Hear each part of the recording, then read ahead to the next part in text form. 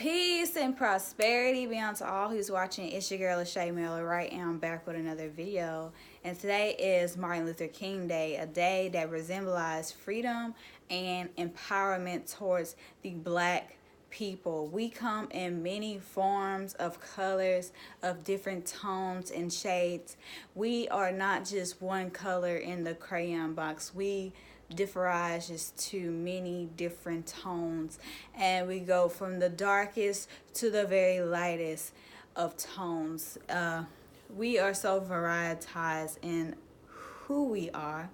There's so many different types of sand in this universe, so many different types of clay, sand. You got your orange, you got your dark brown, you got your light brown. And that's how black people come out to be. We come in different forms and different shades of color, like sand. We are sand. We are from the earth. We are God's people. Today is a day that is greatly unappreciated. It's only represented on days like the day that it comes. Black history is every single day that you live. If you're a black person or African American or black descent or my complexion or dark complexion, doesn't really matter.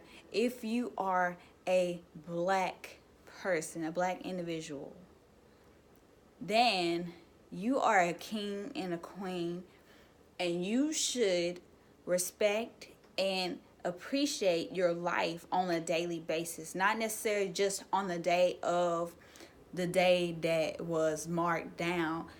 This doesn't necessarily say that today is the day that change happened. You know, things sometimes when we make change in history, or when great leaders made change in history, he could have made this change way before now, but it didn't get legalized until one point.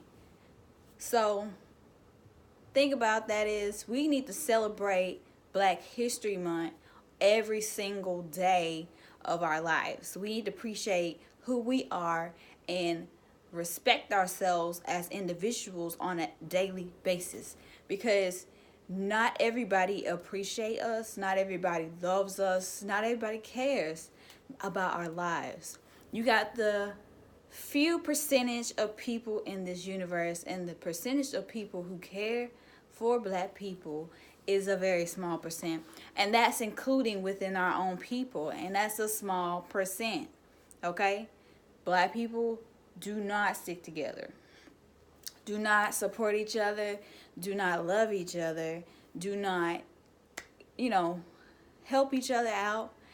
It's always about competing with the black people. It's always about comparing and being better than, and wanting to size one up, never wanting to see the next to be great. I'm not trying to demonetize this day, but I'm just going to speak the truth. The truth is that though this day is a day of freedom, a day of breakthrough that happened many years before now, way before my time, it's just to show you that it's like every other day for us black people. We only come around and spend time together, or come back together around family events, funerals, reunions. We need to really get together and love each other, and it shouldn't be conditioned or reasons behind it. If we're not just doing it out of just doing it, then it's kind of pointless. Yes, we should make change on a daily basis. We should make change within ourselves on a daily basis. And the problem in the universe is we are destroying our own selves, and our own people are destroying themselves. What I mean by that, we have neighborhoods of black colored tone people killing each other on a daily basis. Now, no, that's not as many as white killed black, but the crime is a crime. Until justice is justice for all, even within our own communities, justice is nothing. I'm going to be honest. Justice is justice no matter how you look at it. When there is injustice in our communities, among our neighborhoods, among our children, among our men, among our women, even from our own people, should we hold them accountable.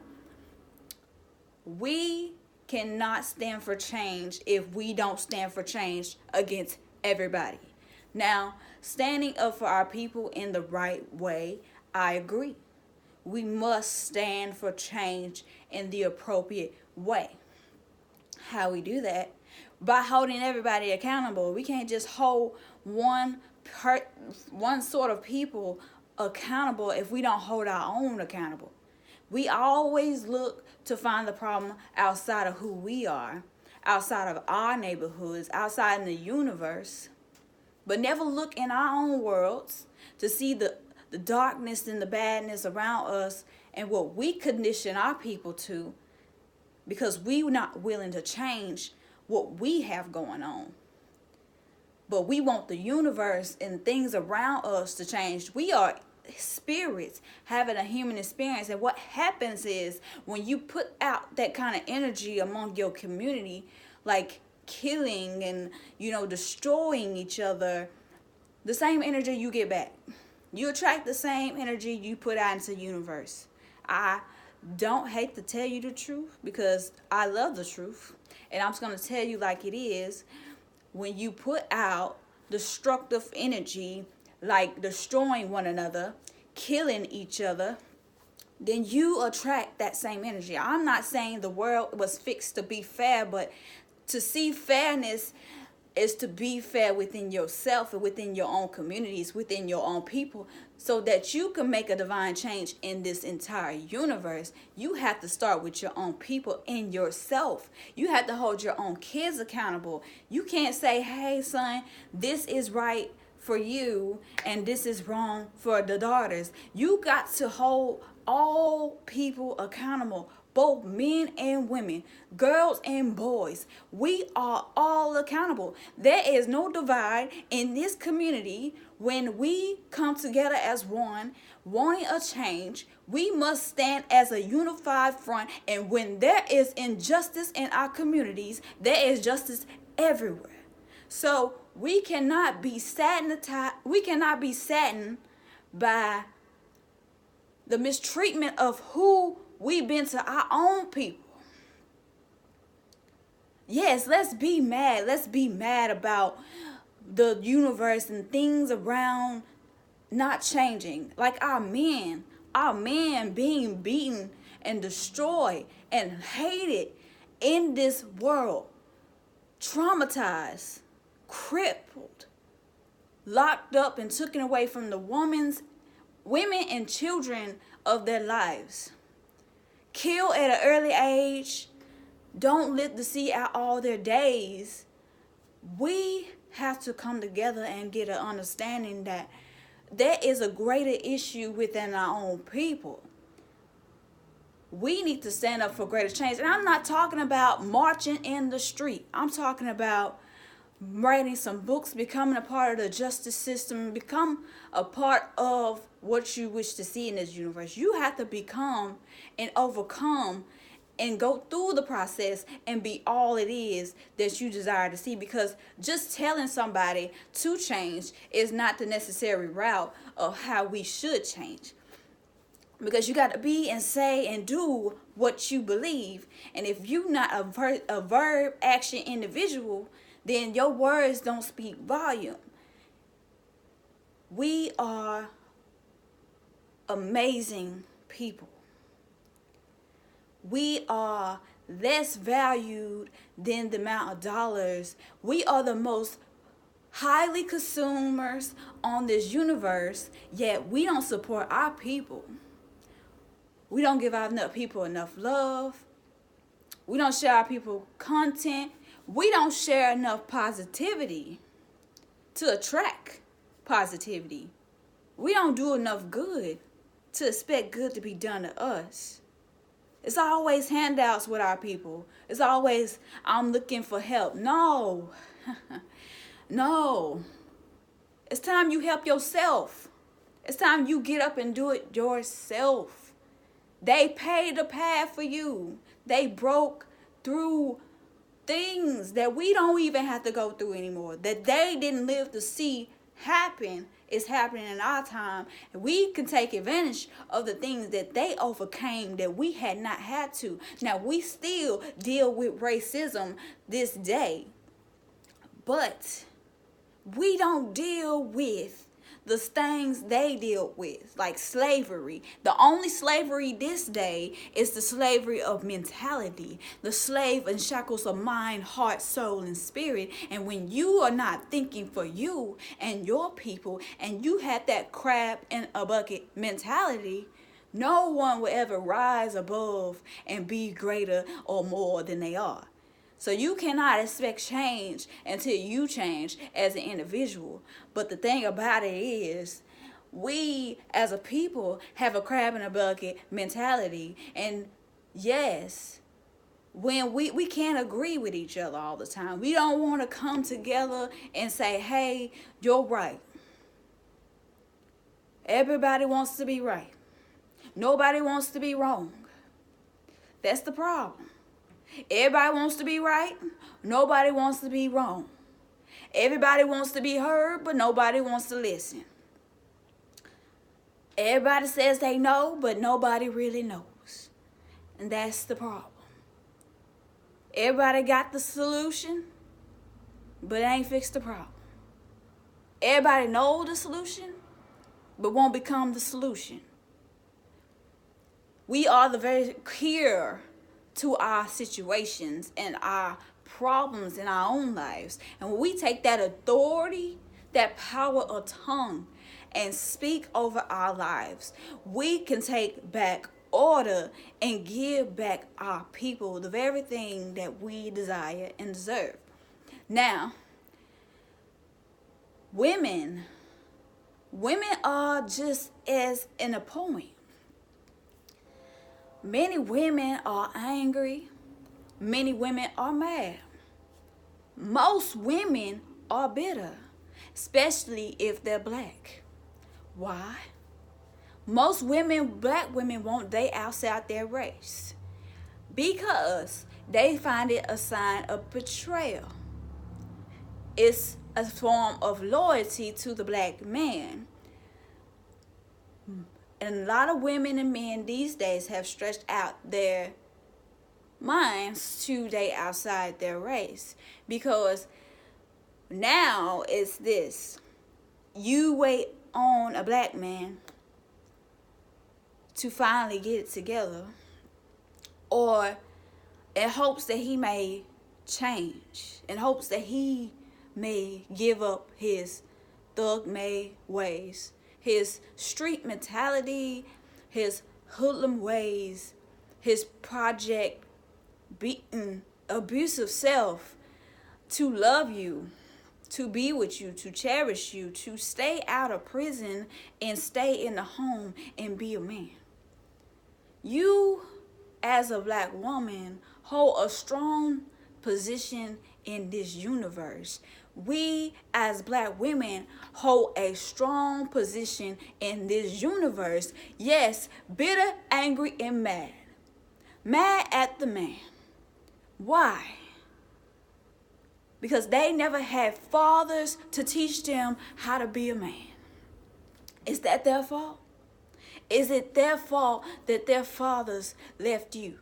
Is it their fault that no one stayed around to raise your sons? You, at an early age, women at an early age have to grow up very young. A man don't grow up till very late in his life.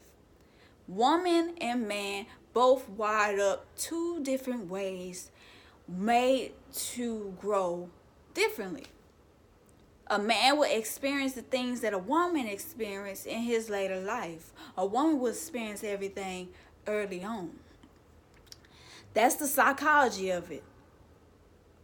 You, as a black woman, have to understand that even if you are a single woman, you cannot raise these children with this bitter mentality, with hatred of the Father. Yes, they will grow up mad.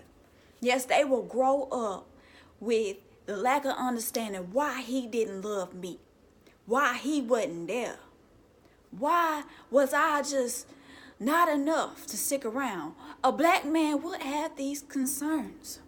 But you as a black woman cannot look at that boy with hatred of the resemblance or reflection of who he is based on his father, because he is not his father.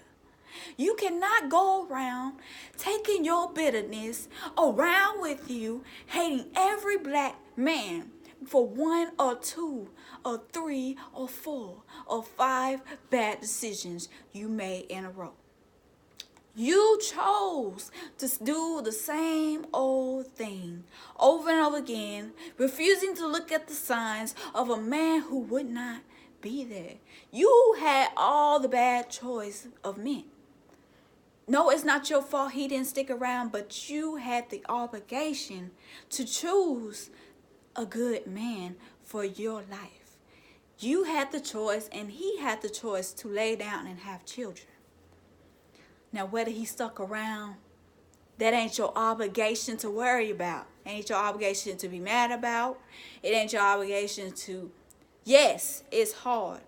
I saw my mama struggle. I saw the things, I saw other things too. I saw what it make you become. I saw who it makes you be if you hold on to it. So yes, I saw my mother struggle, a black woman who raised 3 kids. My father was in my life.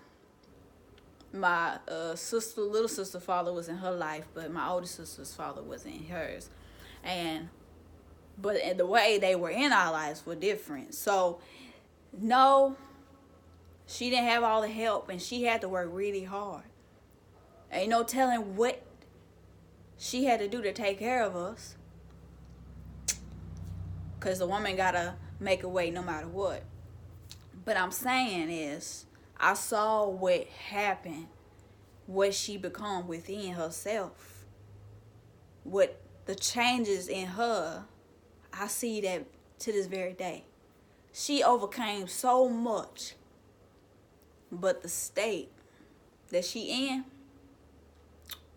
she ain't over it. She ain't past it. She still had that bitterness. She still had that hate. She still had that anger. It's still with her. She hasn't forgave. Not truly, she may say, but I know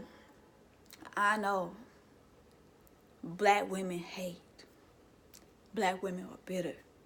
Raising their children and sons and daughters, hurting their sons and daughters. You cannot hurt your little sons. They grow up and you being the first love that they ever had. If you destroy their mentality, if you destroy them in a sense that they cannot come back from, it will be harder for them to love when they get much older. For the fathers that are in the lives of their sons, thank you. You're appreciated, overlooked, underrated. No one sees the truth. But the truth of the matter is, no one has to. Thank you for being in your son's lives. If you chose to, you're appreciated.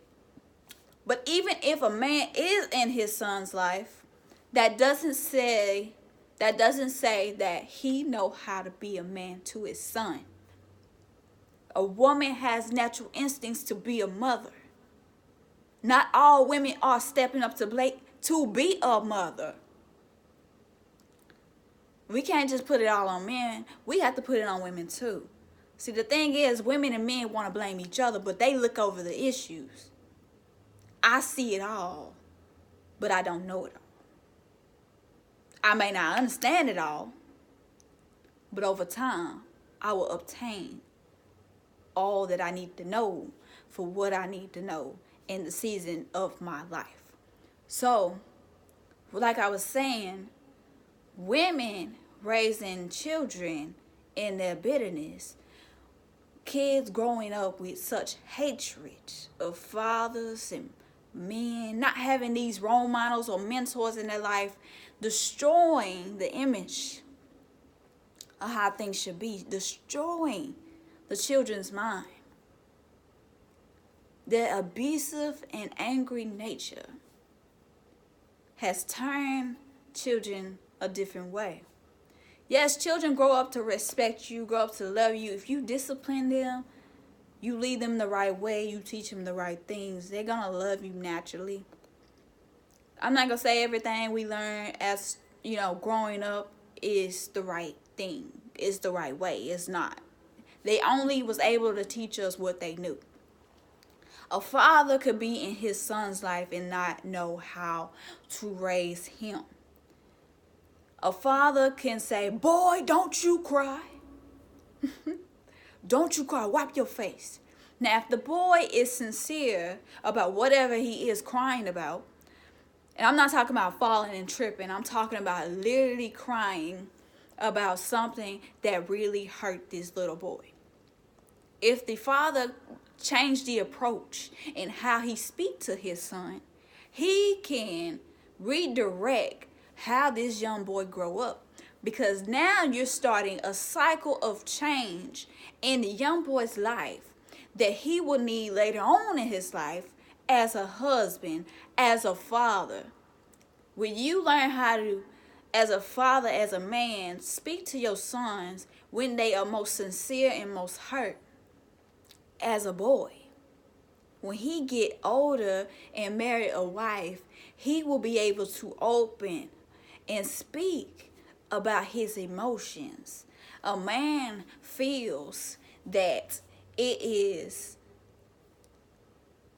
weak to show emotions, but with woman considering to be the weaker sex, which is not true, because women go through so much, have to hold strong to so much, have to grow up so early in life. I was just speaking biblically.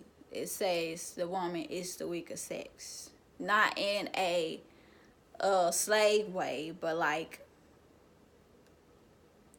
just out of respect thing. I don't really know how to explain it. I'll have to take it on another note another day. But we're going to get back to the topic. So yes, if a father speak to his son in a way that he can open up, when he get in a marriage or a relationship, he can be more open in his relationship with his wife. And it'll be a lot easier for marriages, because a lot of more is people think that marriages don't work because it's just two people. You know what? It's because people are lazy. People are lazy. They stop doing what they did in the beginning. Everything they started to do in the beginning, they stopped. Their ambition changed. They stopped caring. It's like, once I got it, it's mine. I don't have to work for it no more. You don't do that with your dreams. You get your dreams, you keep on working for them. So why is it when it comes to things that you have to work for, like relationships and marriage, why is it when it comes to a place in your life where you have to actually put in the work, no one do? I don't know. Well, I suggest that everybody look within themselves and find the solution and find the change and be that very thing that you desire to see. If you guys want to see more of me speaking on this stuff, just allow me to know, and I will. The thing about life is people only want to see what is justifiable to their wrongs and their rights, not what's right truly. Whatever protects and saves a person is what they're really going after. And I'm not a person who really likes how people can hide behind the truth. I am those kind of people who will put you out there, spread the truth, and uncover your lies. So, in this time, in this day and age, we all need to be held accountable and really hold our children at the same standards. I know boys and men are different, but if a woman has to learn how to grow up, at least you can teach your sons how to be responsible. Then when we get much older, when our children get much older, they won't be like your generation. Oh, why isn't there many good men in the world? Why isn't there not enough good women? All this blah, blah, blah. All this, duh, duh, duh. It's not even worth the conversation, because it's just complaining and nagging, because the very people who raise the sons and daughters are at fault. Because our very childhood and root is why we turn out to be how we are. But when we get much older, it is our choice to decide whether we're going to be like you or we're going to learn how to be like us. So, yes, our childhoods and growings are the very reason for why our society as a broken people have not been a strong foundation. We must rise above this and become greater than who we are. Until we become greater, there is no underlying change that can happen. You have to be stronger in your belief for change. Peace and abundance be with you all this day.